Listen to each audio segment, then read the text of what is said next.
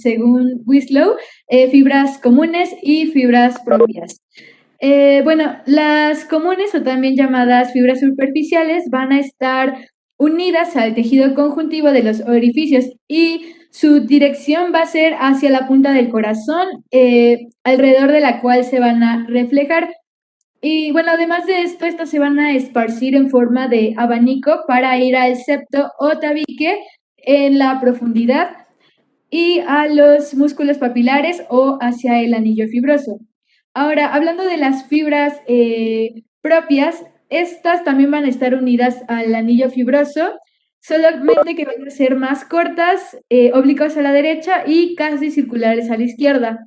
Estas van a constituir dos planos, uno medio que va a estar en disposición circular y un plano profundo que va a corresponder a los músculos papilares y a las trabéculas carnosas subendocárdicas. Bueno, además, en el plano funcional se estima que las fibras superficiales comunes nos van a ayudar para asegurar los movimientos de torsión del corazón. Y hablando de las fibras profundas, estas solamente van a tener una función que va a ser parecida a la de un esfínter, debido a que se van a encargar de expulsar la sangre fuera de las cámaras arteriales. Siguiente, por favor. Bueno, ahora vamos a ver el miocardio en atrios o en aurículas. Este se caracteriza porque es mucho más delgado y se distinguen dos tipos de fibras, las propias y las comunes.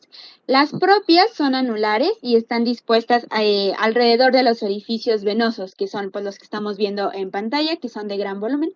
Y las segundas, que son fibras comunes, son las que se extienden de un punto a otro del anillo orificial. En la misma imagen sigo explicando, tenemos músculos pectíneos que van a reforzar a las aurículas o a las orejuelas y a la parte adyacente del atrio. Eso pues como les digo es para reforzarlo. Y el fascículo de la cresta terminal, que igual ya les habíamos mostrado en imágenes pasadas, es un punto de referencia en donde vamos a ver el nodo sinoatrial que está en el atrio derecho, que también vamos a verlo en conducción eléctrica en un momento. El tendón de la válvula de la vena cava inferior es una estructura fibrosa en el piso del atrio derecho y es un punto de referencia para el nodo atrioventricular, que está pues entre los atrios y el ventrículo. Y también vamos a ver el limbo de la fosa oval, que como les mencionaba la otra vez, es el que limita a la fosa oval que está en una de las paredes del atrio derecho, en el fondo de la cual el miocardio se llega a abrir de manera repentina. Ahora vamos a pasar con la conducción eléctrica. Bueno, en cuanto a la conducción eléctrica o el sistema de conducción de corazón, pues como lo hemos visto a lo largo de la presentación, el atrio y el ventrículo actúan pues juntos como una bomba, ya que se contraen siguiendo un ritmo propio. Ellos generan y transmiten los impulsos que producen las contracciones coordinadas del ciclo cardíaco y el miocardio, que acabamos de ver, posee una capacidad de contracción automática. El sistema de conducción está formado por células miocárdicas especializadas y comprende de dos partes. La primera parte es la del nodo sinoatrial y la segunda... Perdón, una disculpa, compañera Nimbe. Sí. En cuanto a las formaciones del miocardio, pues esto que vimos en el aspecto cavernoso que tiene los ventrículos, pues es parte del miocardio. Las columnas de primero o segundo orden, aunque son fibromusculares, pues son precisamente formaciones del miocardio. A nivel de las aurículas, sobre todo la derecha, tiene varias formaciones. El famoso pecten es el músculo pectíneo. Vamos a encontrar también el surco terminal. Podemos encontrar los tubérculos del Over. Son 3, 4 formaciones que se hablan en el ventrículo, perdón, en la aurícula derecha. La izquierda no, casi la izquierda no tiene tantas formaciones. Aunque tiene conexión con la auriculilla, pues no tiene formaciones que proyecten a la luz. Entonces, la que más predomina viene siendo la parte del atrio derecho. Ahora bien, por lo que respecta al miocardio, ¿me prestas todavía tu figura anterior, por favor, Nimbe? Tu diapositiva anterior. Miren esta diapositiva que es del Quirós. Me gustan porque son dibujos desde antes. Quirós iba mucho, un autor mexicano, Fernando Quirós, eh, tiene una historia muy extraña, ¿no? Porque yo no quiero comentar todo, pero él no era tan bueno para anatomía. Posteriormente, él se propuso estudiar mucho, que se volvió un autor, y todavía creo que todo México y gran parte de Latinoamérica lee a Quirós. Me crié, me formé con Quirós, y todavía uno que otro maestro tiene Quirós. Ahora, algunos que están eh, en el ejercicio critican a Quirós, pero se formaron con él, que tiene errores igual que todos. Hay un autor español que también tiene cosas que para nada, ¿eh? Y nosotros vimos su obra y tiene muchos errores. Entonces, pues bueno, no es todo lo que proyectan, no todo lo que se dice. A lo largo del tiempo hemos experimentado que un solo libro no te da todo el concepto anatómico, tienes que leer mínimo 3, y así hemos leído la Target, hemos leído el del Testit, hemos leído poco de Gray, Rubier, en este caso la Target. Entonces, son muchos autores que, claro, pues si hablan de pulmones, la mayoría habla de lo mismo, y algunos detalles sí van a variar. Bueno, ya hice el comentario sobre lo que era la importancia de Quirós, pero miren, esos dibujos son de él, o están basados aquí dice Tandler, ¿no? Miren, el miocardio de las aurículas. Vean cómo se llaman fibras propias de las aurículas y fibras comunes, igual que los ventrículos. Tienen fibras comunes y fibras propias. Entonces, eso es lo que lo hace diferente. De manera que cuando nos han hablado del tema de corazón, en cuanto al miocardio, por decirles algo, el corazón no hace esto. No es en el mismo tono, en el mismo tiempo, de hacer una contracción concéntrica. Va en tiempos, va en tiempos. De manera que cuando se hace la contracción, mientras uno abre así, tiene esta función. El miocardio experimenta no una contracción, sino pareciera que se exprime. Parece que hace esto.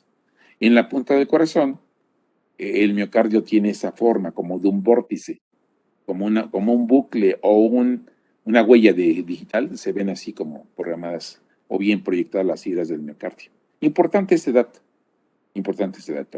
El miocardio a nivel de la aurícula, del ventrículo izquierdo, es mucho más grueso, completamente grueso, porque esa es la bomba cardíaca.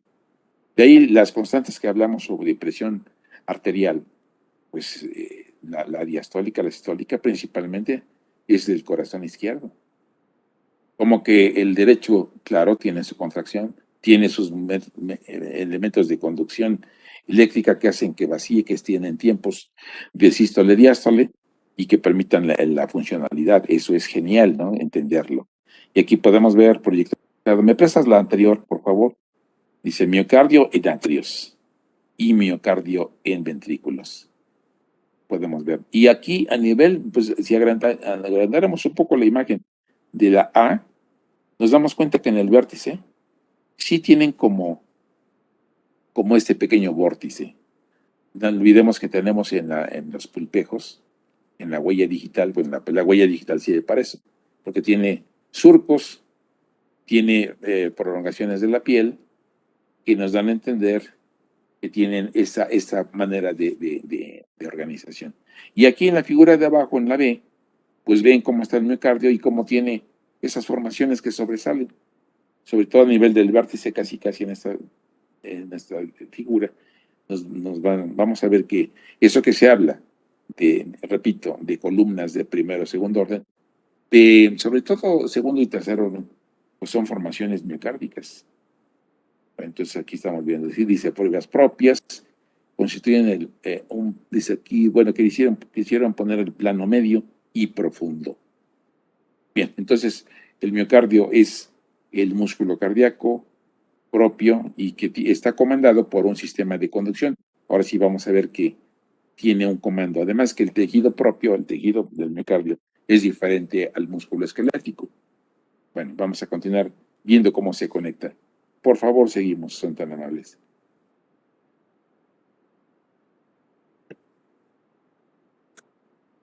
Sí. Entonces, como les decía, pues se comprende en dos partes toda esta conducción eléctrica y la primera es a través del nodo sinoatrial, que ahí está marcado, no sé si le puedes marcar a Sam, y también por el conjunto atrioventricular, que eso comprende el nodo atrioventricular, el fascículo atrioventricular, las ramas derecha e izquierda y los ramos subendocárdicos. Listo, siguiente. Ok, bueno, pues como comentaba Nimbe, el primero que les vamos a mencionar es el nodo sinusal, que también lo pueden encontrar como nodo sinoatrial, o de Kate y Fleck, que son las dos personas que lo describieron. Este también es conocido como el marcapasos natural del corazón y tiene de manera normal de 60 a 100 contracciones por minuto. Este se encuentra en la pared del atrio derecho, como podemos verlo, es el que está marcado de color azul. Entonces está en esta pared superior del atrio derecho. Por eso mismo tiene ese nombre. Y se describe como una pequeña masa de células que son especializadas para que puedan llevar esta conducción, este sistema de conducción. Produce impulsos eléctricos que hacen que lata nuestro corazón, por eso es el marcapasos natural de este órgano. Es una formación delgada, aplastada, como podemos ver en la imagen, y también es alargada en forma de uso. Su extremidad superior se halla adelante y a la derecha del orificio de la vena cava superior, y esta pues está en el atrio derecho. Y aquí aparecen las primeras contracciones en el tubo cardíaco embrionario. Esto se me hizo como muy interesante porque pues aquí es donde salen esas primeras contracciones, al igual que aquí terminan las últimas contracciones cuando el corazón muere. Vamos a pasar al siguiente nodo. Bueno, el segundo, el nodo auriculoventricular, o también conocido como nodo secundario o nodo de Ashchoff-Tawara, igual va a estar formado por células cardíacas especializadas en la formación y la conducción del impulso eléctrico. Este se va a encontrar situado en la porción inferior del surco interauricular, que va a estar próximo al septo membranoso interventricular, específicamente en el vértice superior del triángulo de Koch, que va a ser un espacio entre el seno coronario, la válvula septal tricuspidea y el tendón de Todaro. Y bueno, para entender la función de este nodo debemos recordar lo que nos dijo Sam, que pues el nodo sinusal va a ser el marcapasos del corazón y este nodo sinusal va a hacer que el corazón se contraiga de 60 a 100 veces por minuto. Pero si este nodo sinusal falla, la función de marcapasos va a recaer sobre este nodo auriculoventricular. Y bueno, el cual va a enviar un impulso eléctrico con una frecuencia más lenta, con respecto al anterior. El otro debemos recordar que era de 60 a 100 veces por minuto, pues este va a trabajar de 40 a 60 estímulos por minuto y pues va a producir una forma de latido más débil o menos frecuente. Bueno, lo del nombre de Ashok-Tawara se debe principalmente al patólogo alemán Ludwig Ashok y al patólogo japonés Sunao Tawara. Y ahora procederemos a explicarles el haz de His. Sí, bueno, aquí podemos ver en donde dice fascículo atrioventricular. Ay, es que no hay cómo marcar. Pero sí, ese. Muchas gracias, Sam. También es conocido como haz de His o también como fascículo de His. ¿Puedes pasarle a la siguiente, por favor?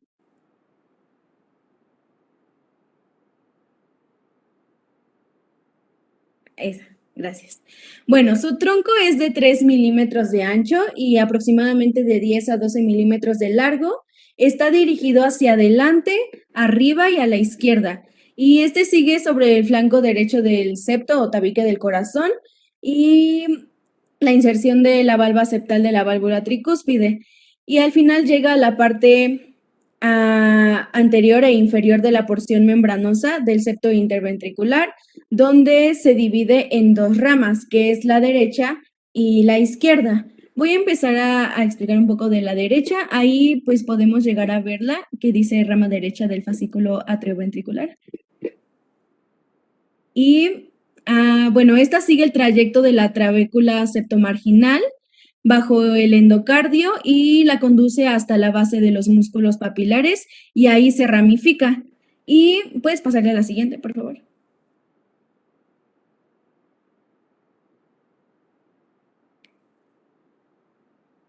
Gracias. Y en cuanto a la izquierda, esta atraviesa el septo interventricular y aparece cubierta por el endocardio de su cara izquierda en la vertical al eje del espacio entre las valvas semilunares aórticas derecha y posterior. Esta es difícil de aislar y parece ramificarse en un fascículo anterior y uno posterior, que están destinados a cada uno de los músculos papilares del ventrículo izquierdo.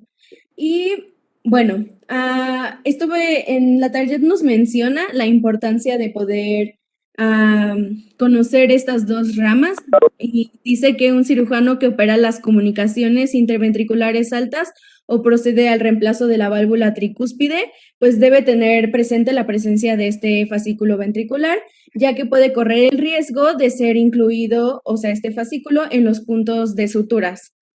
Y bueno, siguiente, por favor. Sí, claro, eso es muy importante, esa aportación donde se encuentra. Resulta que los padecimientos congénitos del corazón predominan los interauriculares. No olvidemos que son las almohadillas o los elementos cojinetes que se describen en la parte embriológica del desarrollo del corazón. Y tenemos un septum primum y un septum secundum que van dando, uno crece en sentido descendente y el otro en sentido ascendente. Cuando llegan a unirse, porque la presión mayor era de derecha a izquierda, cuando nace uno, pues cuando se le pinza el cordón se invierte las presiones y ahora lo que viene siendo es la mayor presión a nivel izquierdo que el derecho.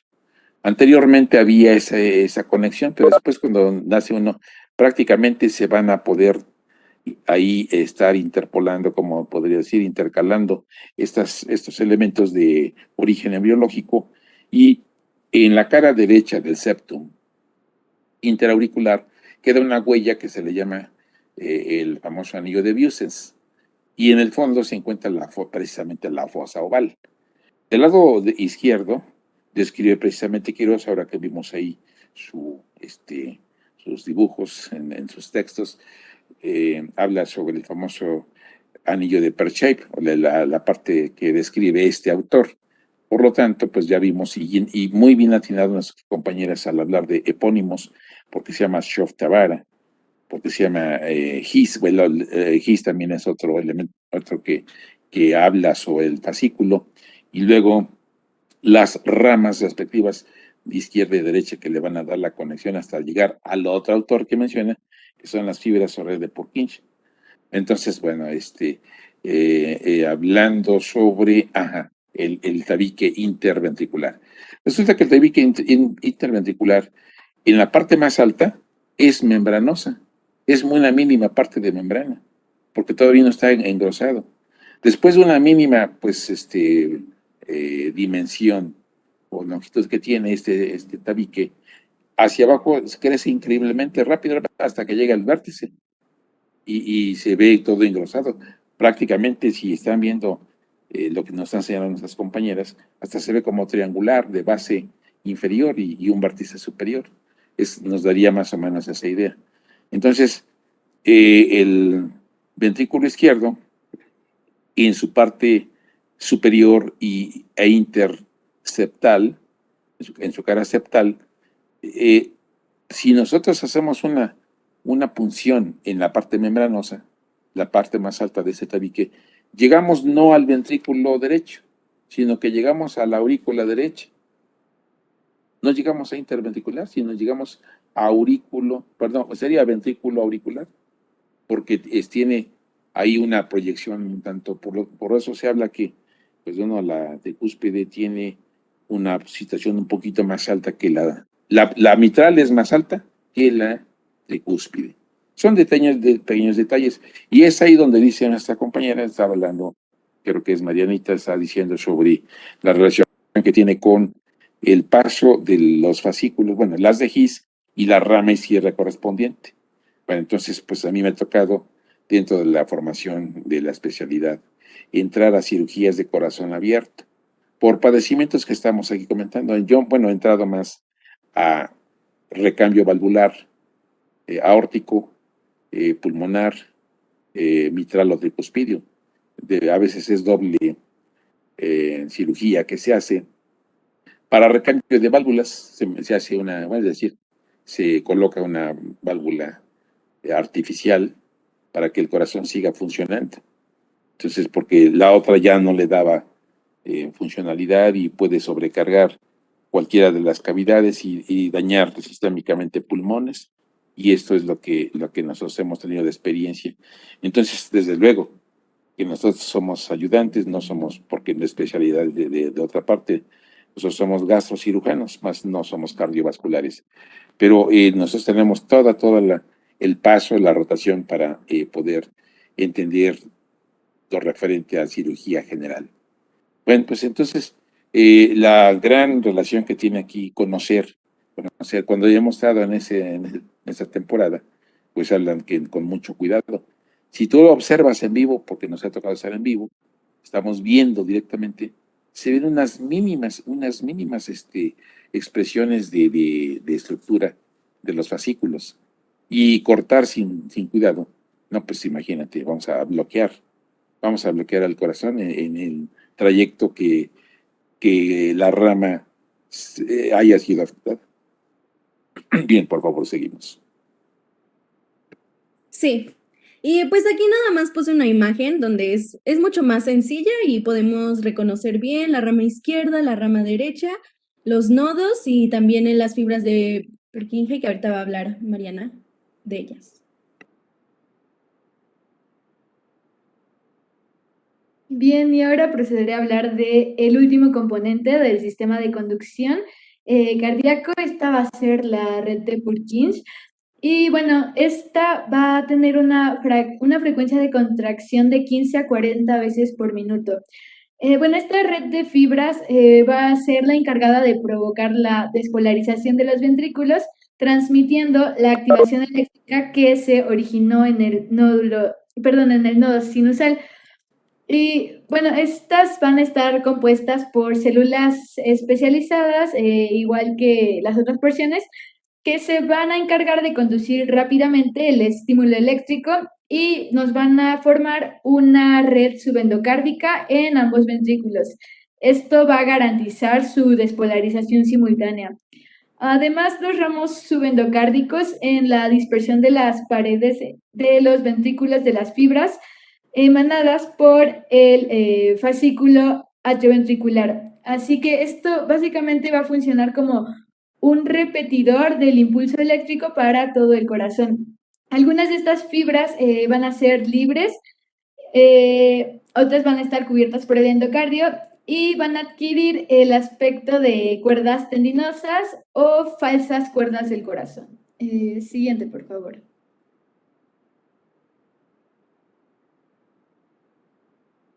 Bueno, ahora corresponde hablar de la pared del corazón. Comenzaré hablando de endocardio y epicardio porque más adelante vamos a ver que pues el pericardio es un tema más largo que tiene muchas relaciones y vale la pena verlo pues detenidamente. Pero bueno, empezando con el endocardio. Si me permites, Mariana, esta parte de los elementos de conexión del corazón, que es el sistema de conducción propio, ya vimos que empieza con el famoso marcapaso, el nodo sinusal. En tomos anteriores o bien obras anteriores de la Target, se hablaba de unas fibras interconectoras interventriculares y había varios autores. Uno de ellos era Bigman, otro era Weckenbach y otro que se me va a el nombre. Son tres autores que hablaban de la presencia de bandas interconectoras, por si tú tienes un libro que hable de eso. Ahora, lo que leyeron seguramente en la tarjeta, refiere que sí lo menciona, pero ya no las, es decir, las vuelve a nombrar, de que el tejido, el miocardio, está especializado para poder despolarizarse, que no existen también esas, no están bien descritas esas interconexiones, como si fueran los famosos fascículos que se hablan en, como lo refiere His. Entonces, bueno, esto debo de comentarlo. Ahora bien, en el electrocardiograma, seguramente lo van a hablar al final, el electrocardiograma, empezamos a hablar de un inicio de la frecuencia cardíaca, del gasto cardíaco. Entonces vamos a encontrar que el corazón inicia, lo van a escuchar, o lo vamos a ver más adelante, en una gráfica de un papel milimétrico cuyos cuadritos hacia arriba hablan de voltaje y cuadritos horizontales hablan de unidad de tiempo. Entonces, en unidad de tiempo, nosotros vamos viendo cómo se grafica la actividad eléctrica del corazón y por eso van a ver un electrocardiograma que tiene ondas, que tiene cúspides y tiene ondas respectivas a lo que es la onda P y la onda T. Entonces, ahí viene el principio del electrocardiograma. Ahora bien, ya para terminar, importante y volvió a recomendar y volvió a mencionar nuestra compañera Mariana acerca de dónde se encuentra la válvula de Eustaquio, la de Teresio y el tendón de Todaro, para poder hacer sobresalir la presencia del segundo nodo. El segundo nodo se llama el AB, el aurículo ventricular, el que va a conectar después de la despolarizada las aurículas, la conducción del estímulo que va a llegar a este nodo, segundo nodo, descrito por Ashok Tavara, y que además va a ser quien da el nodo AB, y que va a dar continuidad con el fascículo de His. Ese fascículo de His que vemos ahí, sobre todo en la estructura del tabique auriculoventricular, que después de llegar un trayecto, sobre todo en el espesor y más cargado a la derecha, la parte de más derecha, de su endocárdica, encontramos la división que describe precisamente la rama, describe His con su rama derecha y su rama izquierda. Ustedes van a encontrar, y tal vez tengan un informe de algún familiar, o cuando vayan al hospital, que tal vez no falta poquito, pero tampoco ya está tan lejos del tiempo para poder estar en un hospital y poder leer los electrocardiogramas.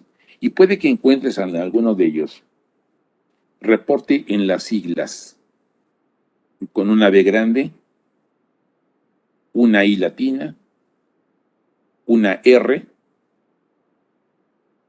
una D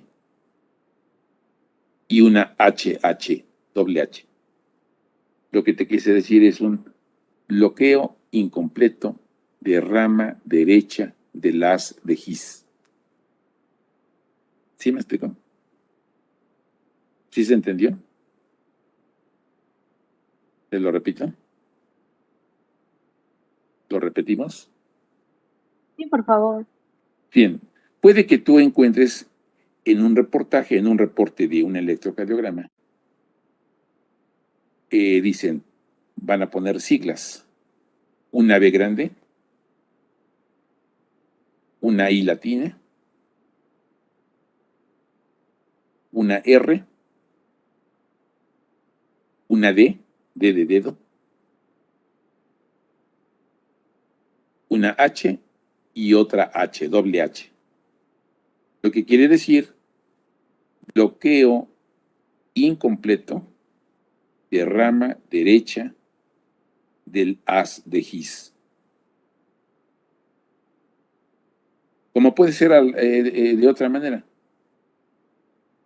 Una B grande, una C, una R,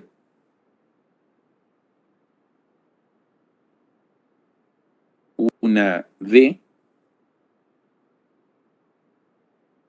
y doble H. Voy a descifrarlo. Bloqueo completo de rama derecha del haz de His.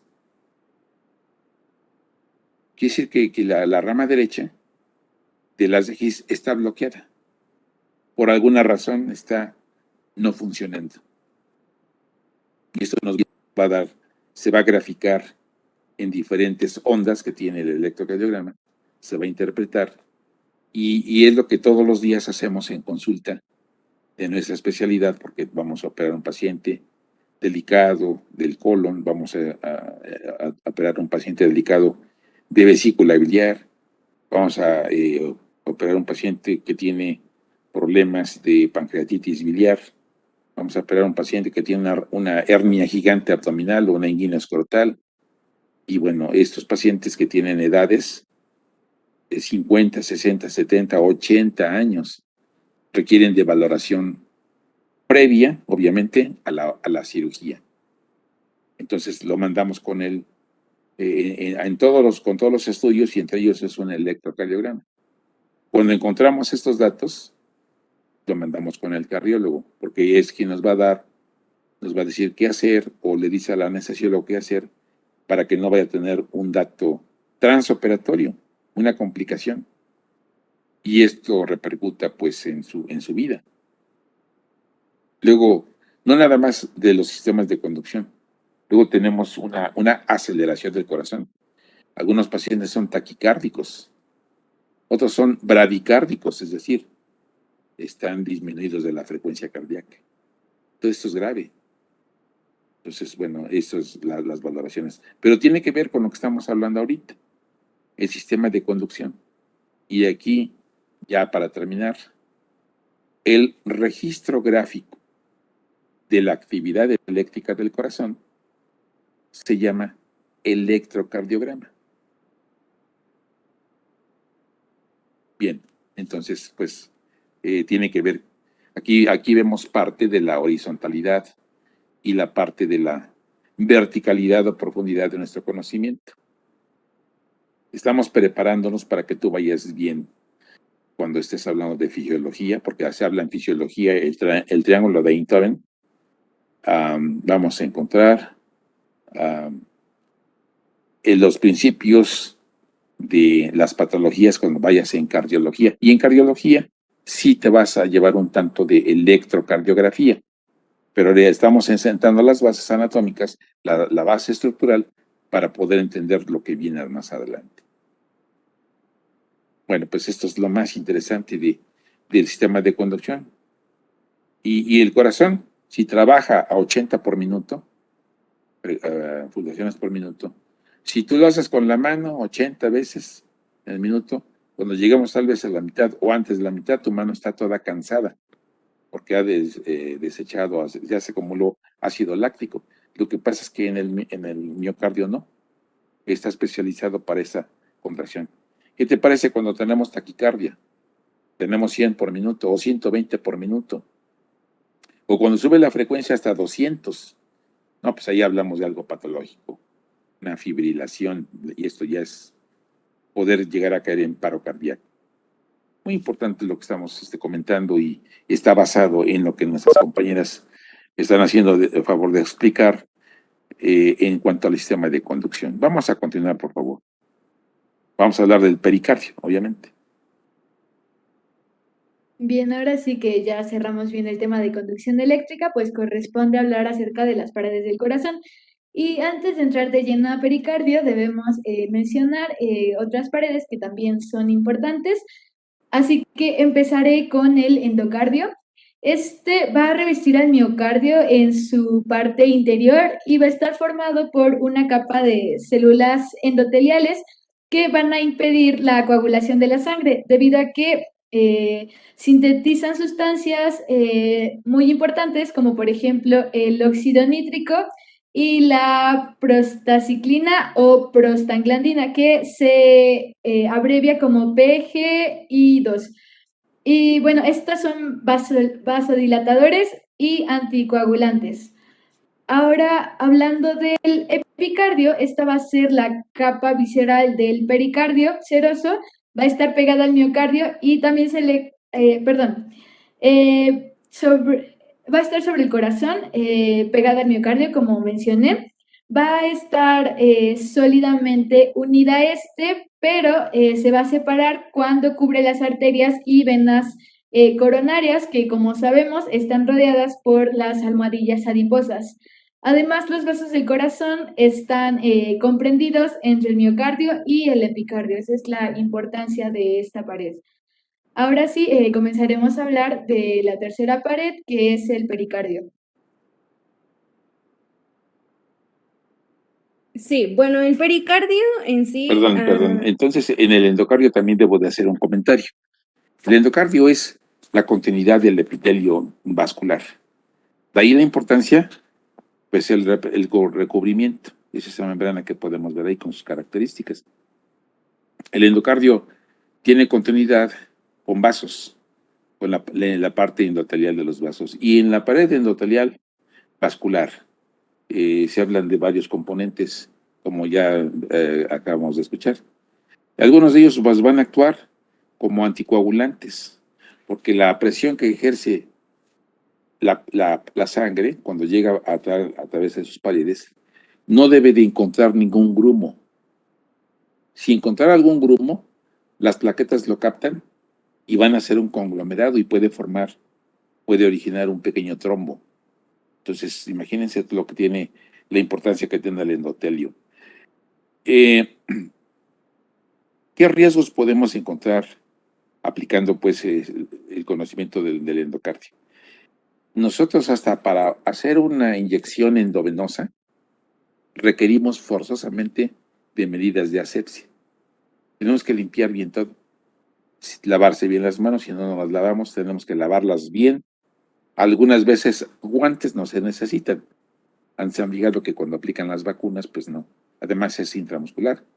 Pero por lo tanto, en la parte endovenosa sí se requieren hacer una asepsia, limpiar la superficie. Porque puede ser que pacientes con baja defensa, cuando se hace la punción venosa, ocasione una vasculitis, ocasione un estado inflamatorio, una flebitis, y puede que, muy raro, pero se puede llegar a presentar hasta una endocarditis bacteriana.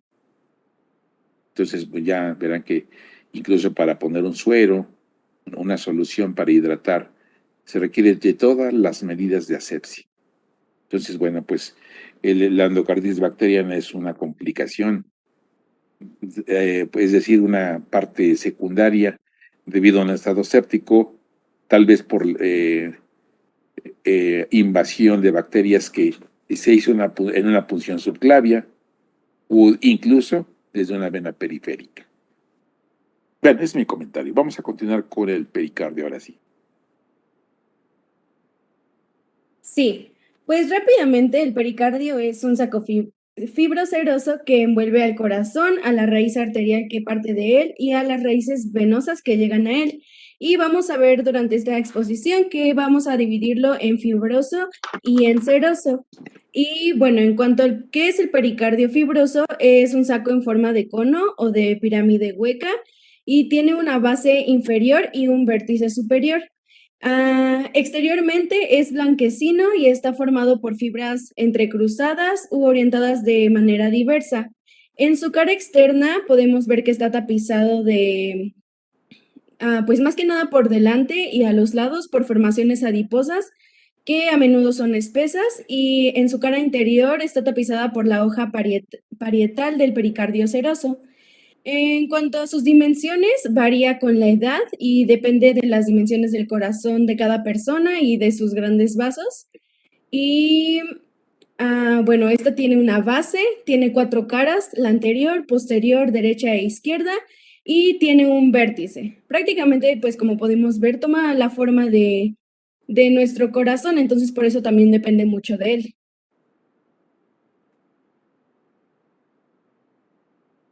Bien, pues hablando de la base, esta se va a aplicar en su totalidad sobre la convexidad del diafragma. Aquí va a existir una zona de adherencia que va a corresponder al foliolo anterior del centro tendinoso y por supuesto del diafragma.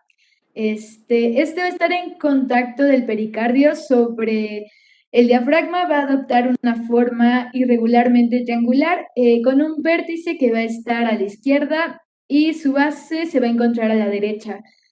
Ahora, hablando de la parte anterior de este triángulo, las fibras tendinosas del músculo y las fibras pericárdicas se van a encontrar reunidas, pues íntimamente, van a estar totalmente pegadas. Y ahora hablando del borde posterior a izquierdo del triángulo, pues pasa algo delante de la escotadura del centro tendinoso. Ah, en cuanto al borde derecho, este va a ser ligeramente oblicuo hacia atrás y medialmente, exactamente en la unión de los foliolos anterior y derecho. Ahora, en la base del pericardio, su ángulo posterior y derecho van a corresponder a la vena cava inferior. Esta va a entrar en la aurícula derecha luego de un trayecto pues relativamente corto. Ahora, una gran parte de esta base va a quedar separada del diafragma por un tejido conectivo denominado como espacio de portal.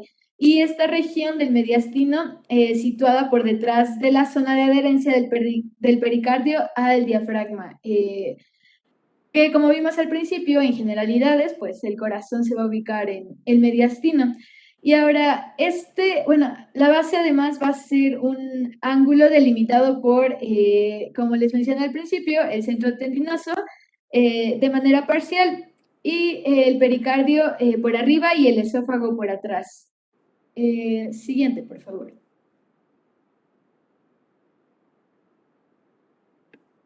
Bueno, en cuanto a la cara anterior y posterior, voy a comenzar por la anterior, que es la imagen que estamos viendo, y esta se extiende desde el diafragma por abajo hacia la raíz vascular de la base del corazón por arriba, y tiene forma triangular y su ángulo más agudo es inferior y también a la izquierda y corresponde al vértice del corazón que estuvimos viendo al principio de la presentación.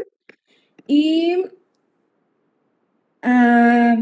se extiende oblicuamente de abajo hacia arriba y de adelante hacia atrás. Está más alejada de la pared torácica en la parte superior y es bastante delgada y comprende una cara inferior o cardíaca y una superior o vascular. Y en cuanto a la cara posterior, que no encontré una imagen, pero esta es convexa, esta verticalmente se extiende desde el diafragma hasta la arteria pulmonar derecha y transversalmente se extiende de una raíz o pedículo pulmonar a otro, en particular entre las venas pulmonares derecha e izquierda. Y bueno, esta es menos alta que la cara anterior. Listo, siguiente. Ok, en esta misma imagen vamos a ver ahora la cara derecha e izquierda del pericardio.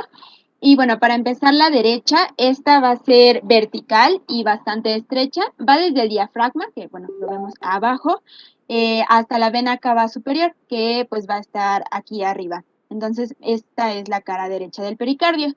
Esta cara reúne a la cara anterior y posterior que ahorita les comentó Nimbe y la va a atravesar las venas pulmonares derechas, que aquí no se ven, pero bueno, la atraviesan en este sentido. Y ahora tenemos la cara izquierda, que está, pues, al estar en el borde izquierdo del corazón, se va a adaptar a esta cara que pues es irregular, ya no es vertical como la derecha, ya tiene estas formas, es convexa en todos los sentidos, como podemos verlo, es oblicua hacia arriba y hacia atrás, y pues esta va a estar atravesada por las dos venas pulmonares, pero en este caso izquierdas.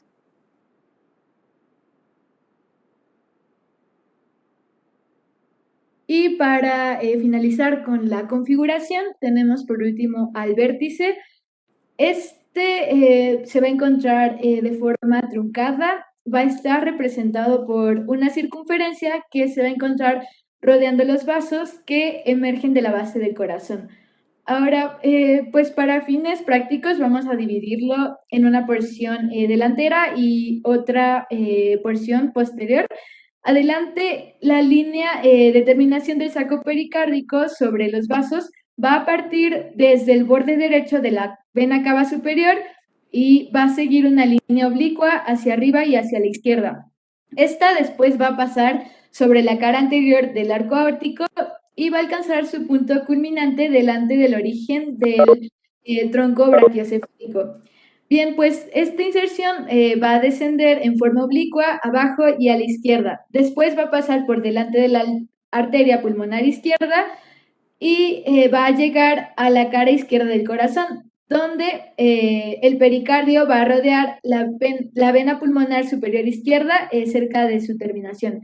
Y ahora hablando de la parte posterior, el pericardio fibroso va a ascender hasta la cara posterior de la arteria pulmonar derecha, sobre la cual va a terminar por haces fibrosos que van a ser bastante estrechos. Estos van a estar mezclados además con formaciones conectivas mediastínicas. Bien, pues a la izquierda va a pasar por debajo de la arteria pulmonar izquierda y por último va a ascender para encontrar la línea de inserción anterior. Ahora comenzaremos a hablar de las relaciones del pericardio fibroso con los grandes vasos.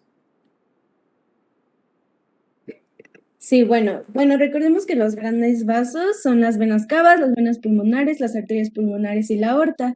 Y bueno, el pericardio tiene relación con ellos y estas relaciones aseguran una continuidad entre los elementos fibrosos del pericardio y también con la vaina perivascular.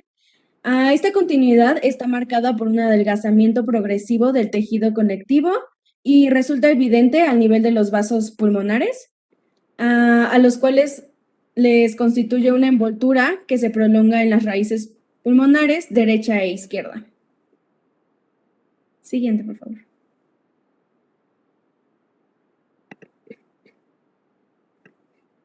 Bueno, hablando de los medios de fijación del pericardio,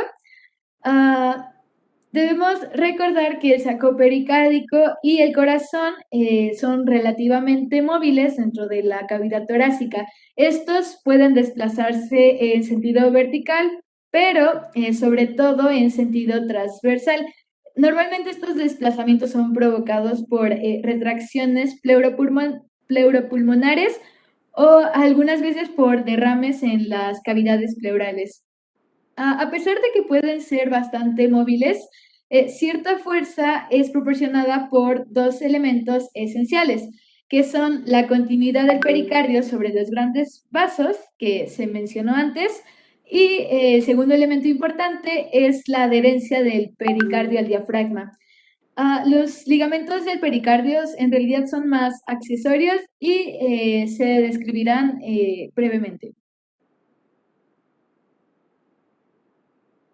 Ok, los primeros ligamentos que vamos a ver son los frenopericárdicos, que como su nombre lo dice, pues va a ser la unión entre el diafragma y el pericardio. Y pues estos, bueno, vamos a ver tres, es el anterior, el lateral derecho y el lateral izquierdo. El anterior, primero el ligamento frenopericárdico derecho, aquí vemos, es el que está aquí de color verde, tiene la unión con el diafragma y con la parte derecha del pericardio. Y el izquierdo es lo mismo, pero pues desde la cara izquierda. Y ahora tenemos el ligamento frenopericárdico, que lo vamos a tener también en la parte de abajo, y el anterior. Vamos a continuar con los esternopericárdicos y broncopericárdicos. Bueno, el ligamento esternopericárdico, podemos verlo aquí en la imagen. No sé si lo puedes señalar. Hay uno superior y uno inferior. Estas son láminas fibrosas sagitales y se extienden, como se puede ver, desde la cara posterior del manubrio y del cuerpo del esternón hasta la cara anterior del pericardio fibroso. Y pues sí, es prácticamente eso, como podemos verlo aquí. Y también está la membrana broncopericárdica. Y no puedo encontrar una imagen más específica de esta, pero esta es una lámina vertical de tejido conectivo unida al pericardio y se extiende desde la bifurcación de la tráquea, los bronquios principales, los ligamentos pulmonares y el diafragma. Y esta tiene fibras de colágeno y esta forma una malla y así solidariza los movimientos de los órganos respiratorios con el cuello. Siguiente. Bien, también se encuentra el ligamento vertebropericárdico. Bueno, es un conjunto de tractos fibrosos entre el pericardio y la columna vertebral. Este se va a extender de la hoja prevertebral de la fascia cervical inferior y de la columna torácica superior a la cara posterior del pericardio. Después tenemos al ligamento tirotimopericárdico. Se va a prolongar hacia abajo de la vaina tiroidea y bueno, es bastante complejo porque va a estar sometido a numerosas variaciones. La presencia de este ligamento va a evocar las relaciones íntimas que unen al timo o a los vestigios de este en adultos, que va a estar contenido en la celda tímica con la cara anterior del pericardio fibroso. Y por último tenemos al aparato adiposo del pericárdico, perdón. A este no se le puede considerar como tal un elemento de fijación, pero estas formaciones adiposas están a menudo muy desarrolladas, sobre todo en las partes laterales e inferiores del pericardio fibroso, que van a estar interpuestas entre este y la pleura, específicamente en la porción mediastínica.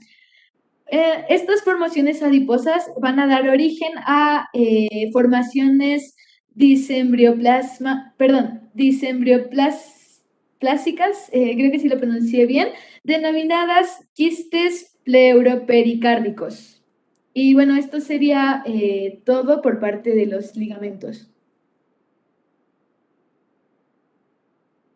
Como les mencionamos, la otra parte del pericardio es el pericardio seroso y que va a estar pues constituido de dos láminas, una visceral y una parietal. Bueno, pues la visceral también se le llama epicardio, que es el que hace un momento Mariana nos explicaba, que es esa capa que tapiza íntimamente al corazón y a los vasos adyacentes, es decir, es la que está más cercana al corazón. Y la lámina parietal externa va a tapizar a la cara profunda del pericardio fibroso, que es el que mencionamos anteriormente. Aquí podemos verlo, la lámina parietal va a estar recubriendo la parte externa del pericardio fibroso. Y aquí tenemos la visceral, que es la que está más cerca del corazón. En la lámina parietal vemos que es extremadamente delgada y pues va a tapizar esta parte de una manera muy íntima, de modo que si queremos separarlas por disección no lo vamos a poder hacer. Y en la lámina visceral, sobre el corazón, se le va a llamar epicardio, está pues íntimamente unida también al miocardio y se separa de esta cuando se encuentran los grandes vasos, que son las arterias, venas coronarias, y también, bueno, porque sabemos que estas están rodeadas por almohadillas adiposas. Los vasos del corazón están entre el miocardio y el epicardio. Pero también esta lámina visceral la podemos, bueno, aquí les puse igual otra imagen para que vieran esta parte. Y sobre los grandes vasos que llegan al corazón o que salen de él, que son en esta parte, el pericardio seroso va a tapizar sus paredes y se va a formar esta parte. Aquí les puse la imagen para que vieran el pericardio fibroso y el pericardio seroso están, o sea, prácticamente es como muy difícil diferenciarlos. Y el seroso es el que va a estar acá, y el miocardio y el endocardio. Entonces son todas como las capas que recubren al corazón para que puedan ubicarlas. Y aquí tenemos que cuando este pericardio seroso, bueno, la lámina visceral recubre como tal a los grandes vasos, ya no al corazón, sino a los grandes vasos, pueden tener diferentes formas. En la primera vamos a ver los vasos libres, que pues los rodea en su totalidad. Como se dan cuenta, llega y lo rodea en su totalidad. En la imagen B se llaman vasos sésiles, que aquí una parte de la pared vascular está privada del revestimiento, lo que hace que se adhiera a una parte fibrosa del pericardio.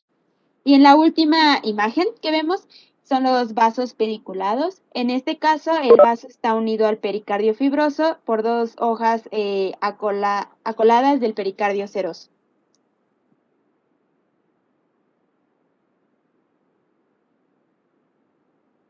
Bueno, ahora vamos a hablar de la línea de reflexión del pericardio seroso. Y la teoría dice que la unión del pericardio seroso visceral con su lámina parietal, pues se describe a nivel de las raíces arterial y venosa. Y voy a comenzar hablando de la raíz arterial. Y esta es la línea de reflexión que es, es la línea de reflexión y que es una forma bastante exacta y la línea de inserción del pericardio fibroso. Su punto más alto está situado 2 centímetros por encima del origen del tronco brachiocefálico y desciende abajo y a la izquierda, cruza la cara anterosuperior de la aorta, pasando delante del ángulo de bifurcación del tronco pulmonar y pasa enseguida bajo esta arteria, la arteria pulmonar. Y luego se dirige a la izquierda, de izquierda a derecha, siguiendo la cara inferior de la arteria pulmonar derecha, formando el techo del seno transverso. Después esta cruza la cara inferior del arco aórtico para pasar sobre su cara derecha y así asciende por esa dirección al tronco brachiocefálico y llega a su punto de partida. Esa es como la dirección que lleva. Siguiente. Bien, pues al igual que la raíz arterial, la raíz venosa va a tener el mismo punto de origen para el mismo punto final. Pero bueno, me voy a ir despacio porque tiene varios puntos importantes dentro de su trayecto. Y bueno, empezaré con que la línea de reflexión va a ser muy compleja porque va a comenzar sobre la cara anterior de la vena cava superior, más o menos a 2 centímetros por encima de la aurícula.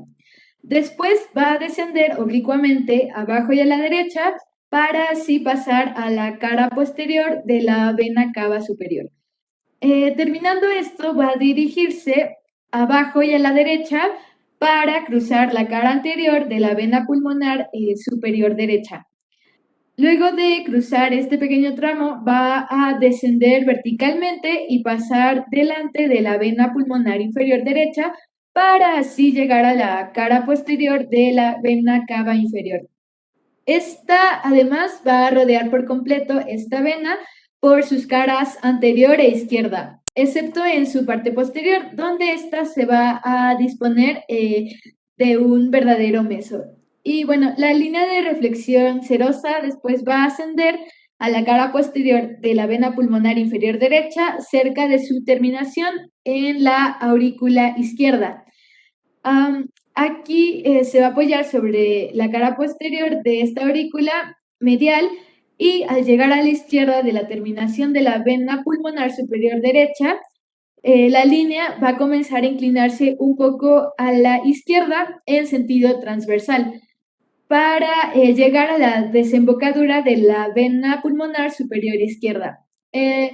Y una vez llegando detrás a las venas pulmonares, va a descender algunas veces va a descender de forma vertical y otras veces va a descender de forma oblicua por la cara posterior de la aurícula izquierda.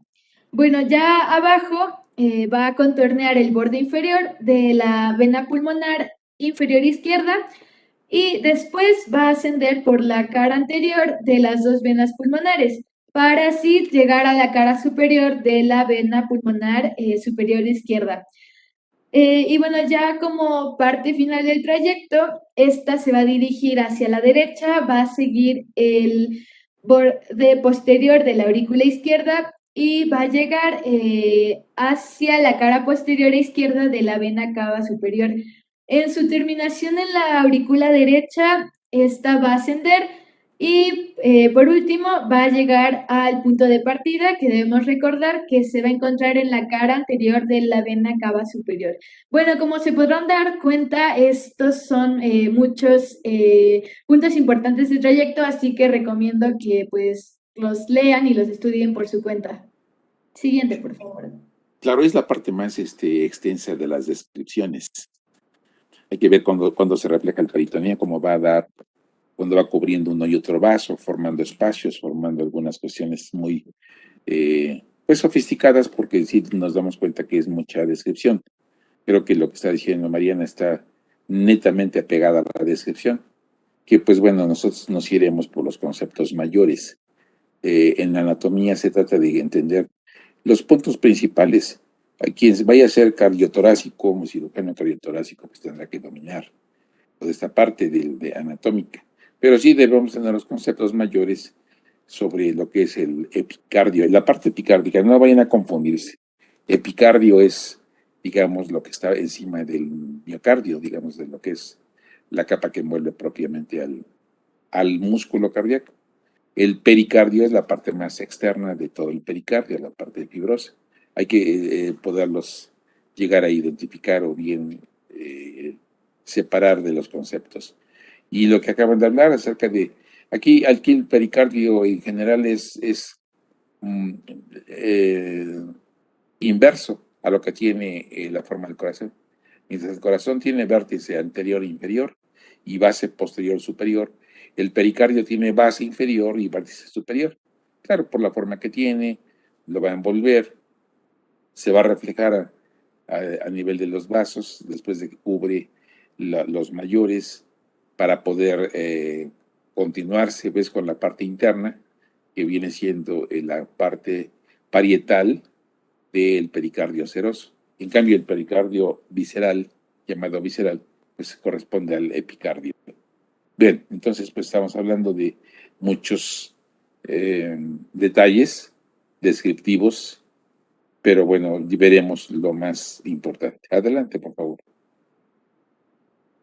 Sí. Bien, Marianita, porque no inmutas en nada, estás muy directa, muy recta. Si lo vas leyendo, lo vas entendiendo, qué bueno. Es decir, que te lo aprendas, esto va a ser fabuloso, que se lo aprendan cada uno de ustedes. Pero me parece que se reúnen los requisitos de descripción. Bien, seguimos. Sí, bueno, vamos a saltar un poco a la vascularización del corazón y vamos a hablar de la arteria coronaria, ya que es muy importante. Y vamos a empezar por la arteria coronaria izquierda, también vamos a hablar más adelante de la derecha, pero en cuanto a la izquierda, esta se origina en la aorta, a la altura del borde libre de la valva semilunar izquierda y en el seno aórtico correspondiente. Y su calibre mide de 3 a 4 milímetros, término medio en adulto, y su trayecto la lleva primero detrás del tronco pulmonar, luego a su izquierda y por último abajo y adelante. Está oculta por la aurícula izquierda y luego de un corto trayecto termina por bifurcación en una rama interventricular anterior y una rama circunfleja. Y listo, siguiente, por favor. Bueno, ahora vamos a hablar de estas ramas que estaba mencionando. Vamos a hablar de de las ramas colaterales de esta arteria coronaria izquierda. Bueno, sus ramas colaterales son cortas y finas y tienen un destino vascular en las paredes de la aorta y el tronco pulmonar y atrial para el atrio izquierdo y también adiposo que llega a la arteria adiposa izquierda no sé cómo pronunciar esto, pero es de Viesons. Creo que no lo estoy diciendo bien, pero de Viesons. Listo. Siguiente, por favor. Bueno, ahora vamos a pasar a las ramas terminales, que aquí son bastantes. Algunas están por dentro, entonces no podemos verlas como tal en una imagen, pero espero que puedan ir siguiendo el trayecto. La primera es la rama interventricular anterior, que también se encuentra en la parte posterior, pero en la parte anterior va a seguir el trayecto del surco interventricular anterior, que fue de los primeros surcos que les mencionábamos, que es en esta parte. Divide a ambos ventrículos. Llega al borde anteroinferior del corazón, emitiendo numerosas ramas, como podemos verlo en la imagen, y pues esto reduce su calibre. Aquí estaba más grueso y aquí pues va reduciendo. Contornea este borde a 1.5 centímetros aproximadamente por detrás y a la derecha de la punta del corazón. Aquí está el vértice y es atrás a la derecha. Y bueno, también pasa por la cara inferior para situarse en el surco interventricular inferior, donde termina agotándose al cabo de unos 2 o 3 centímetros. Las ramas colaterales de la interventricular anterior son muy numerosas y se les puede dividir en arterias del ventrículo izquierdo, que bueno, son las de esta parte, y estas pues son las que van a estar de manera oblicua hacia abajo y hacia la izquierda para terminar en esta parte del ventrículo. Y pueden estar en ramas de 4 a 6 y que participan en la red de la punta del corazón, esta vascularización. Ahora tenemos las arterias del ventrículo derecho, que vendrían siendo esta parte, y hay dos principales. La rama del cono arterioso para la región izquierda del cono arterioso y también la rama anastomótica para la marginal derecha, que mencionaremos más adelante. También tenemos las ramas interventriculares septales. Estas, bueno, existe una decena que se profundizan en el septo o en el tabique interventricular, que es el que separa ambos ventrículos, y convergen hasta su centro geométrico. Algunas ramas septales también tienen su origen en el segmento inferior y terminan en la arteria. Estas pues tienen como función irrigar a 2/3 partes anteriores de este septo.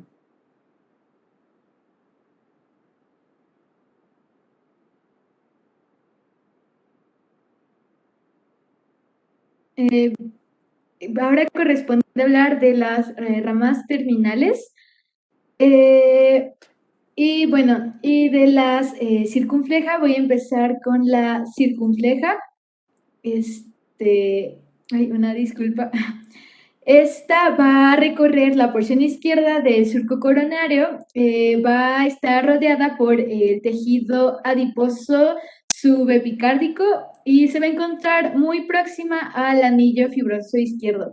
Además, se va a encontrar oculta en su parte inicial por la base de la orejuela izquierda. Esta va a estar acompañada por la vena cardíaca magna. Va a terminar a través de las ramas auriculoventriculares en la cara inferior del ventrículo izquierdo. Normalmente no va a alcanzar el surco interventricular posterior. Y bueno, las ramas colaterales además son muy cortas y pueden clasificarse en ramas auriculares y ramas ventriculares. Ahora, hablando de las auriculares, estas se van a distinguir en ramas auriculares anteriores que van a corresponder a el trayecto en la cara anterior de la aurícula izquierda y pueden llegar a la parte anterior de la aurícula derecha. Además, pueden dar una rama del nodo sinoatrial, que va a ser aproximadamente un 45%, y una rama auricular intermedia para la cara posterior de la aurícula izquierda. Y bueno, también va a dar una rama atrial anastomótica para el tabique interatrial que va a llegar o se va a juntar con las ramas de la coronaria derecha. Y ahora hablando de las ramas ventriculares, estas van a ser descendentes, van a ser mucho más voluminosas que las anteriores y se van a agrupar en una rama marginal izquierda que va a ser larga. Para el borde izquierdo del corazón, la siguiente agrupación va a ser de rama posterior del ventrículo izquierdo, que va a corresponder a la cara inferior del ventrículo. Y la característica es que cuentan con un número y una disposición bastante variable. Y por último, la última agrupación que tenemos son las ramas ventriculares anteriores izquierdas, y estas van a ser cortas y un tanto inconstantes. Ahora sí, una disculpa, me adelanté, seguían las ramas terminales. Sí, en esta parte es, bueno, prácticamente lo que veíamos acá, solamente que de una manera más detallada. Igual acá vemos ramas circunfleja y pues todas, o sea, realmente hay algunas principales, por ejemplo, esta es la arteria coronaria izquierda, que es la que estamos viendo, pero cuando se divide, pues ya comienzan a tener diversos nombres que pues ya tienen las ramas. rama interventricular anterior, que es la parte en la que se van encontrando. Entonces aquí igual pues les recomendamos que vayan viendo como el trayecto y el nombre que van teniendo de acuerdo a la parte en la que se encuentran. Bien, bien. Ese es un punto importante de la descripción, porque las coronarias sí son un poco más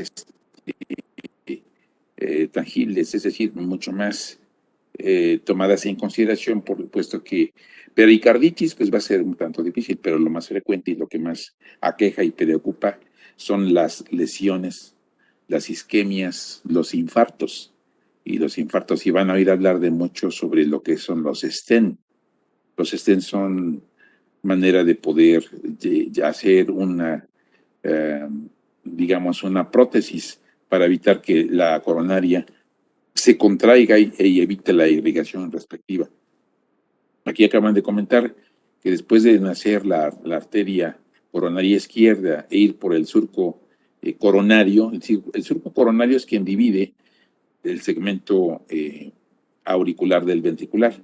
Después de tener un trayecto mínimo a través de la cara posterior de la aorta, sale en el seno de Valsalva, pasa por atrás del tronco pulmonar, y al llegar más o menos a asomarse en el área donde se encuentra la aurícula y ya está levantada,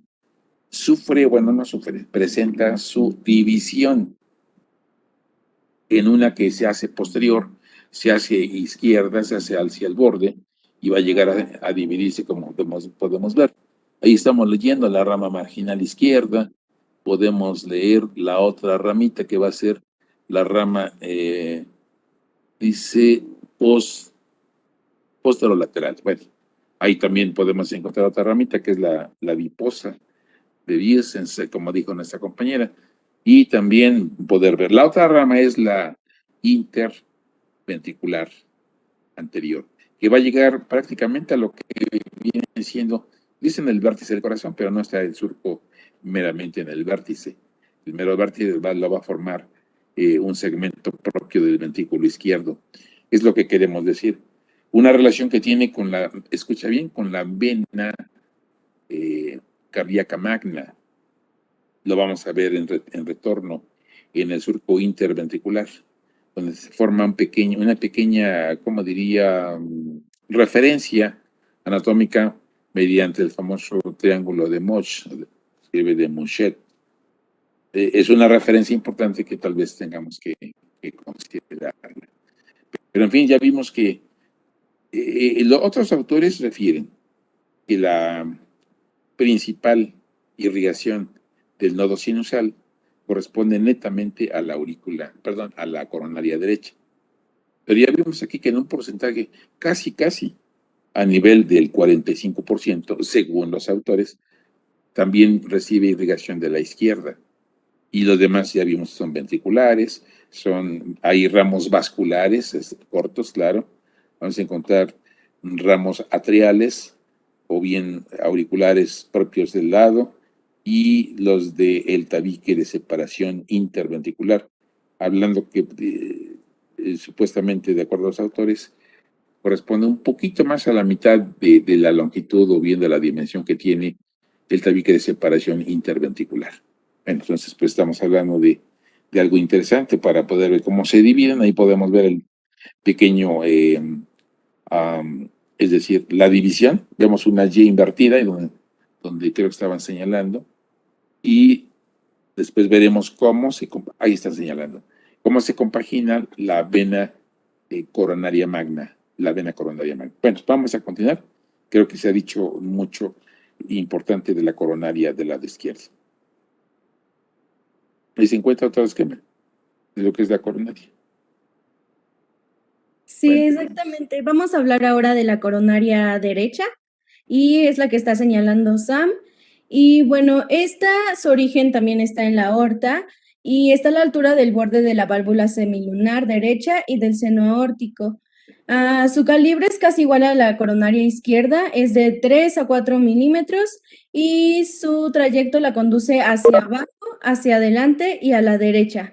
Bueno, aquí existen 3 segmentos que son el preatrial, infraatrial y el interventricular posterior. Y bueno, en cuanto al preatrial, va desde su origen hasta el borde anteroinferior del corazón. El infraatrial prosigue su camino en la porción derecha del surco coronario y el interventricular posterior, bueno, se encuentra la arteria denominada rama interventricular posterior, que constituye su rama terminal, y esta rama tiene relaciones con la vena del mismo nombre y el seno coronario. No, me falta algo. No, puedes regresarle, perdón. Y en otras partes de su trayecto, la arteria está sumergida en el tejido adiposo y es libre de relaciones venosas importantes, pero está rodeada de un rico plexo nervioso. Ya, siguiente. Las relaciones colaterales se van a dividir en 4, que van a ser las ramas vasculares, las ramas auriculares, ramas ventriculares y por último las ramas interventriculares septales. Pero pues vamos a ver cada una con sus particularidades. Y regresamos a las ramas vasculares. Estas van a ser finos vasos para la pared de la aorta, del tronco pulmonar y el cono arterioso. Creo que eso es lo más rescatable de estas. Así que pasaré a las ramas auriculares. Estas van a ser ascendentes. Su disposición va a ser variable. Además van a ser delgadas y el trayecto va a ser rectilíneo. Además se van a dividir en arterias anteriores, ramas auriculares y rama atrial intermedia. Las arterias anteriores van a estar en relación directa con la orejuela derecha. Una de ellas se va a distinguir a menudo por su longitud. La rama del nodo sinoauricular, que va a irrigar al nodo sinoauricular en el 55% de los casos, que es lo que mencionaba el doctor hace rato, que en algunas literaturas se dice que esta rama es propiamente de esta porción, pero pues en realidad no. Lo que sí es cierto es que pues más de la mitad va a corresponder a esta porción, que es el 55%. Ahora, las ramas auriculares, estas van a ser para la... Ay, ¿iba a decir algo? Creo que no. Bueno, estas ramas auriculares van a ser para la cara derecha y van a ascender por la cara lateral de la aurícula derecha. Ahora hablando de la rama atrial intermedia, esta es específica para la cara posterior de la aurícula derecha y esto sería todo de las ramas auriculares. Ahora pasaremos a las ramas ventriculares. Estas van a ser descendentes, van a ser más voluminosas que las precedentes y se van a distinguir en arterias ventriculares anteriores, rama marginal derecha y rama atrioventriculares. Bueno, en las arterias ventriculares anteriores, entre ellas se va a distinguir la rama del cono arterioso que va a irrigarlo desde la derecha. Ahora, en cuanto a la rama marginal derecha, esta va a tener un trayecto casi en su totalidad horizontal y su dirección va a ser hacia la punta del corazón. Por último, con las ramas atrioventriculares, estas van a ser menos voluminosas, van a ser más cortas y además estas ramas van a estar en dirección a la cara inferior del ventrículo derecho porque van a descender desde el surco coronario. Y bueno, va a tener dirección ascendente y se va a originar de la rama del nodo atrioventricular o auriculoventricular. Su forma es inconstante y la coronaria derecha puede dar origen a la rama posterolateral derecha que va a irrigar parte de la cara inferior del ventrículo izquierdo. Y ya por último, en el último grupo de relaciones colaterales, vamos a tener a las ramas interventriculares septales. Estas van a provenir de la rama interventricular posterior y van a buscar la profundidad en el septo o tabique, cuyos tercios posterior e inferior van a ser irrigados por esta. Hablando de sus ramas terminales, van a corresponder a las arterias que van a nacer de la coronaria derecha en el segmento interventricular posterior. Además, es importante mencionar que existen numerosas variaciones cuando la arteria interventricular posterior depende de la arteria coronaria derecha, que es la disposición más frecuente, y estas variaciones van a dar origen a las ramas para la pared inferior del ventrículo derecho, las ramas interventriculares septales posteriores, que van a tener como territorio el tercio posterior del tabique interventricular, y el último origen de estas va a ser para las ramas de la cara inferior del ventrículo izquierdo. Siguiente, por favor.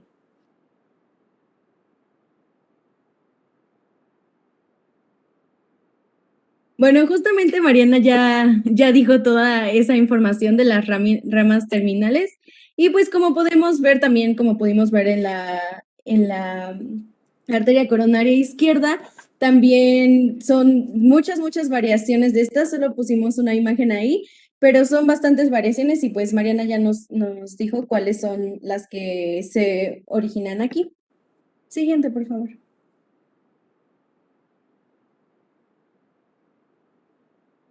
Bien, ahora toca hablar de variaciones y anomalías. Estas se van a clasificar en origen, calibre y distribución. Las de origen, estas van a originarse por un tronco único, más o menos alto por encima de las valvas semilunares, algunas veces con muy escasa frecuencia de una arteria pulmonar. Ahora, de las variaciones por calibre, estas existen siempre en un equilibrio entre las dos arterias, y cuando su calibre no es igual, la hipertrofia de una va a compensar la disminución del calibre de la otra. Y ya hablando de distribución, estas son numerosas, pero las más importantes son la longitud del tronco inicial, el tipo de terminación, el punto de terminación en la cara anterior o inferior del corazón. También se puede dar cuando la arteria circunfleja izquierda es corta y no llega a la cruz del surco coronario con los surcos interauricular e interventricular. Así que la coronaria derecha va a enviar ramas más largas hacia el sector izquierdo y viceversa. Y ya en la última variación por distribución tenemos la importancia de las ramas auriculares izquierdas, que van a estar destinadas a la aurícula derecha. El desarrollo de la cirugía del corazón ha permitido documentar numerosas variaciones o anomalías arteriales comprobadas y descritas. Entonces, pues gracias al progreso médico y tecnológico, pues son las que conocemos hoy en día.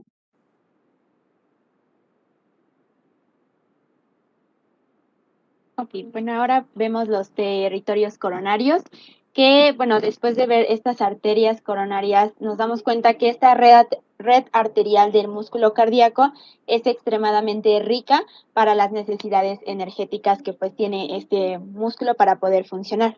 La de los ventrículos con paredes más gruesas que la de las aurículas, ya que pues bombean la sangre.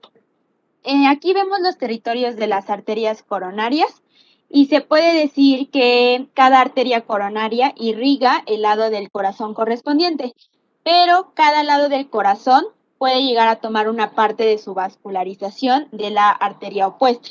Y aquí les voy a ir explicando por colores. El tabique del corazón también depende de ambas coronarias, que bueno, aquí lo vamos a ver. Primero, la coronaria derecha, que es la que vamos a ver de color azul. Entonces, primero como que ubiquen esa parte, recordando que este es el ventrículo derecho, lo estamos viendo desde una forma superior, y ventrículo izquierdo. La coronaria derecha va a irrigar la aurícula derecha, las tres cuartas partes derechas e inferiores del ventrículo derecho, que también incluye al músculo papilar posterior, que en este caso va a ser aquí y está marcado de color azul. Después tenemos que la mitad derecha de la cara inferior del ventrículo izquierdo, es decir, este es el ventrículo izquierdo, la cara derecha, y que es la parte inferior, también que está comprendida por el músculo papilar septal, también va a estar irrigada por esta arteria. Y la arteria coronaria derecha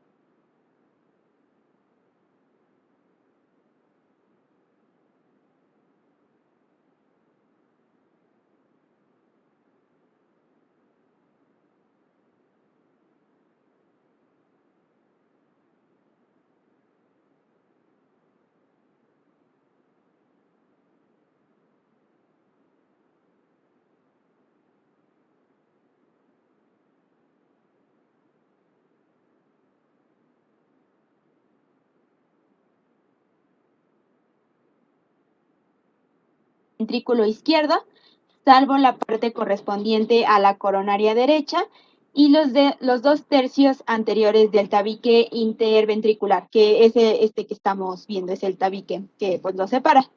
Es importante determinar que la parte que corresponde a las dos coronarias, en lo que concierne al septo o que también es tabique interatrial, es una irrigación arterial deficiente, o sea, es la parte de las aurículas, no es tan irrigado como la parte de los ventrículos. Ahora vamos a pasar a ver las venas, que bueno, su disposición no reproduce a la de las arterias, que son las que acabamos de ver. Es decir, no están justo en el mismo lugar, pero las acompañan. Estas comprenden un conjunto principal que, como nos mencionaba el doctor, es la vena cardíaca magna y el seno coronario, que pues está el seno coronario, que lo vamos a ver a continuación como más detallado, y la vena cardíaca magna es como su continuación. Y también lo forman un grupo de venas independientes que son más pequeñas o también llamadas venas cardíacas mínimas. La vena cardíaca magna y el seno coronario. Bueno, la vena interventricular anterior se origina a la derecha de la punta del corazón. Como lo había mencionado el doctor, no está justo en el vértice, sino a la derecha. Y está en el surco interventricular anterior, cerca de la rama interventricular anterior de la arteria coronaria izquierda. Como les decía, la acompaña. La de color rojo, pues es la rama de la arteria coronaria izquierda, y la de color azul, pues va a ser la vena. Sigue su borde derecho, lo cruza por delante y luego se separa para alcanzar a la arteria circunfleja izquierda, haciéndolo del triángulo de Mouchet, que es lo que comentaba el doctor anteriormente. Y se continúa como vena cardíaca magna para recibir después a la vena marginal izquierda. Recorre, entonces el surco coronario, que es esta parte que habíamos visto. A ver si, desde aquí lo podemos ver mejor. Este es el seno coronario. Como nos damos cuenta, pues es bastante grande. Y aquí se pasa a vena cardíaca magna. Esta es la parte posterior del corazón. Y bueno, pues va a recorrer entonces el surco coronario, como les mencionaba, y situada en sentido superior a la arteria circunfleja. Algo antes de llegar a la cruz de la cara inferior, se dilata bruscamente y va a formar así el seno coronario, que es esta parte. Ahora tenemos a los afluentes. La vena cardíaca magna recibe a las venas de la cara, de la pared anterior, que vemos en esta parte, en la pared anterior de los ventrículos y de la pared interventricular a través de la interventricular anterior. También recibe ramos auriculares izquierdos, entre los cuales podemos mencionar a uno que se llama de Marshall, que es la vena oblicua del atrio izquierdo, bueno, de la aurícula izquierda. Y representa ahí todo lo que resta de la vena cava superior izquierda, que bueno, vamos a ver de este lado, y del seno coronario, que lo prolonga hacia la aurícula derecha. El seno coronario, como les mencionaba, Mariana lo va a explicar más adelante de manera más detallada. Las venas cardíacas anteriores y vena cardíaca menor son venas que transcurren por la superficie del miocardio, y estas van a desembocar en esta parte para que puedan observar que salen. Son venas cardíacas anteriores, salen por esta parte. Estas van a desembocar en forma aislada en la aurícula derecha, como vemos acá, a nivel del surco coronario por pequeños orificios, que son estos, y se les denomina foramina. Y los más voluminosos son las venas ventriculares derechas, que son venas cardíacas mínimas o también llamadas de Tevesio. Y bueno, ahora sí vamos a pasar a ver el seno coronario. Bueno, el seno coronario va a tener una función muy importante debido a que este va a recoger la sangre del miocardio. Este va a ser comprendido como un conjunto de venas que pues se unen para formar un gran vaso. Este va a tener su localización en la aurícula derecha y va a discurrir transversalmente en el surco entre aurícula izquierda y ventrículo en la superficie posterior del corazón. El orificio del seno coronario va a estar inmediatamente superior a la valva septal de la válvula tricúspide. Y también a este orificio se le conoce como ostium del seno coronario y va a estar protegido por la válvula de Tevesio. Bueno, debemos recordar que como es una vena, va a llevar sangre poco oxigenada a la aurícula derecha junto con la vena cava inferior y superior. Además, va a recibir la sangre parcialmente de las venas cardíacas pequeña, mediana, grande y oblicua. Eh, bueno, pues también va a recibir la sangre de la vena marginal izquierda y la vena ventricular posterior izquierda. La vena cardíaca anterior va a drenar directamente en la aurícula derecha. Algunas pequeñas venas lo van a hacer en cualquiera de las cámaras del corazón. Ah, hablando de en dónde desemboca, esta va a desembocar en la aurícula derecha entre la vena cava inferior y el orificio auriculoventricular por la superficie posterior inferior y medial de la apertura de la vena cava. Y bueno, como mencioné al principio, esta va a devolver la sangre del miocardio y va a estar protegido también por el pliegue semicircular de la membrana de la aurícula y la válvula coronaria, o también conocida como válvula de Tevesio. Este seno, antes de entrar a la aurícula, va a estar un tanto dilatado, más o menos del tamaño del extremo distal del meñique, pero bueno, esto puede ser muy relativo, pero más o menos para que sea un aproximado, y sus paredes son parcialmente musculares. La unión con la gran vena coronaria va a estar estrechada con una válvula compuesta por dos segmentos desiguales. ¿Puedes pasar la siguiente diapositiva, por favor? Y bueno, aquí hay otra imagen donde se ve de forma más clara.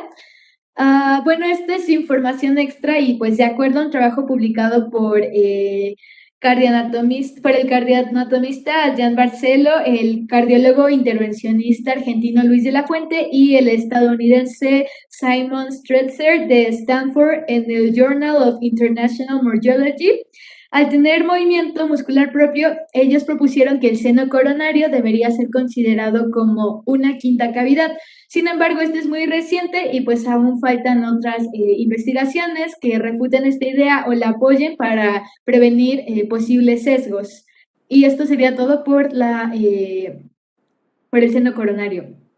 Bueno, Ahora, lo que pasa es que con esa aportación, una quinta cavidad no podría ser, porque es un conducto venoso. Las cavidades son las principales que manejan mayor volumen.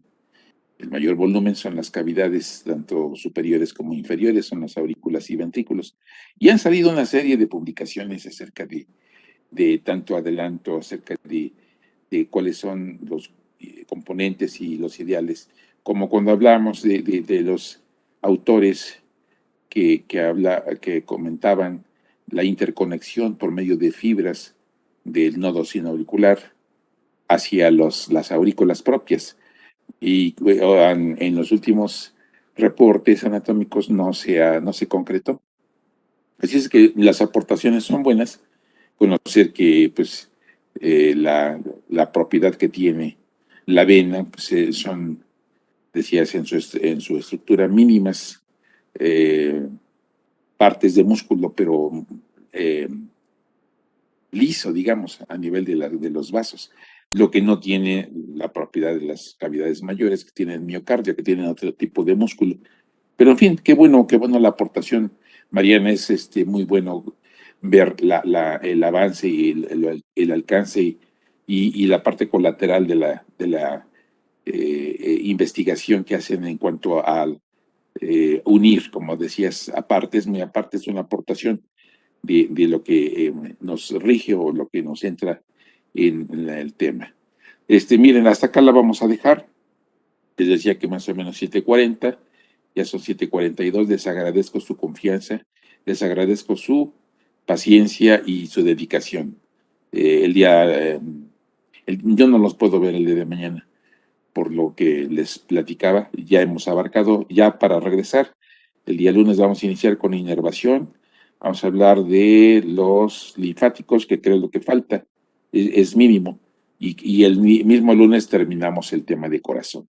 No alcanzó el día de hoy, pero también el ritmo que llevan me parece muy bien, que aunque van leyendo muchas partes, la van leyendo muy bien y es entendible. Yo he interrumpido, a ver si me doy a entender, yo he interrumpido en varias explicaciones que dicen nuestras compañeras y a lo mejor son las claves para poder decir esto es lo que vamos a venir, lo que vamos a venir viendo, lo que vamos a explorar un poco más para poder reunir lo más importante de nuestro conocimiento, para poder llegar a llenarnos de datos, pero que son los más importantes. Por ejemplo, las venas coronarias, el triángulo que vimos ahí y las arterias en todo su recorrido.